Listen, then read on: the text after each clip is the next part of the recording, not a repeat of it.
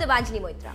अभी कुछ दिनों पहले मीडिया में ये खबर चली कि एंटीगुआ से भागकर नीरव मोदी लंदन पहुंच गया है और ऐश की जिंदगी जी रहा है।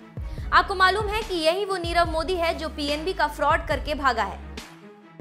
भारत से इससे पहले विजय माल्या 900 करोड़ रुपए का चूना लगाकर लंदन में चैन की बंसी बजा रहा है और अब पीएनबी का 9000 करोड़ से ज्यादा का कर्जा लेकर नीरव ऐश कर रहा है और भारत आने का नाम नहीं ले रहा है।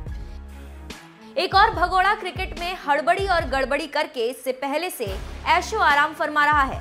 नाम है ललित मोदी। कुछ और महाबली हैं जो किसी न किसी तरह भारत को जख्म देकर ब्रिटेन में गुले गुलजार हैं और रोज पार्टी कर रहे हैं और हमें चिढ़ा रहे हैं। इनके नाम हैं music director Nadeem Shaifi, Tiger Hanif, Sanjeev Chawla, Ravi Shankaran, Lord Sudhir Chaudhary, Rajkumar Patel, Rajesh Kapoor, Abdul Shakoor. तो सवाल उठता है कि आखिर भारत पाकिस्तान में बड़ा बड़ा कांड कर ये लंदन भागकर ऐश कैसे करते हैं। तो आज हम इस रहस्य से पर्दा हटाने वाले हैं। कई कानूनी विशेषज्ञों का मानना है कि यहाँ पनाह लेना भगोड़ों को बहुत आसान है।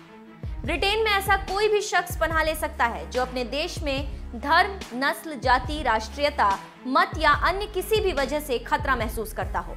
वो एक रिफ्यूजी के तौर पर यहाँ 5 साल तक रह सकता है। यदि 5 साल बाद भी उस शख्स को लगता है कि उसके देश में हालात अच्छे नहीं हुए हैं तो वो इस अवधि को और भी बढ़वा सकता है और यही कारण है कि इसके लिए ब्रिटेन ने एक बेहद आसान प्रक्रिया भी रखी है। ब्रिटेन में रिफ्यूजी के तौर पर रहने के लिए महज माइग्रेंट डिपार्टमेंट में आवेदन करना होता है।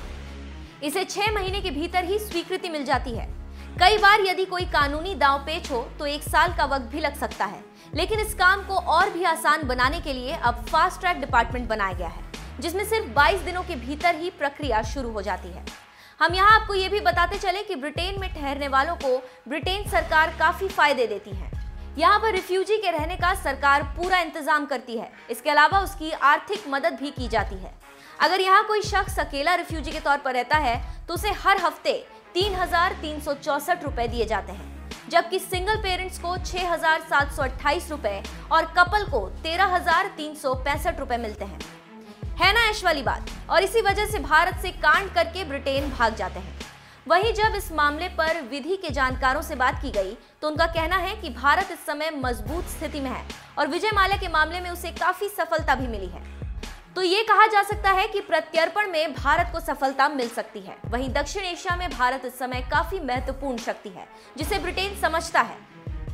ब्रेक्जिट के बाद ब्रिटेन को भारत की सख्त जरूरत है। वो भारत के साथ मुक्त व्यापार समझौता करना चाहता है, तो स्वाभाविक बात है कि ब्रिटेन भारत को नाराज नहीं करेगा और भारत की नाराजगी ब्रिटेन के हक में नहीं है कि वो इन लोगों को अपने यहाँ रहने देगा।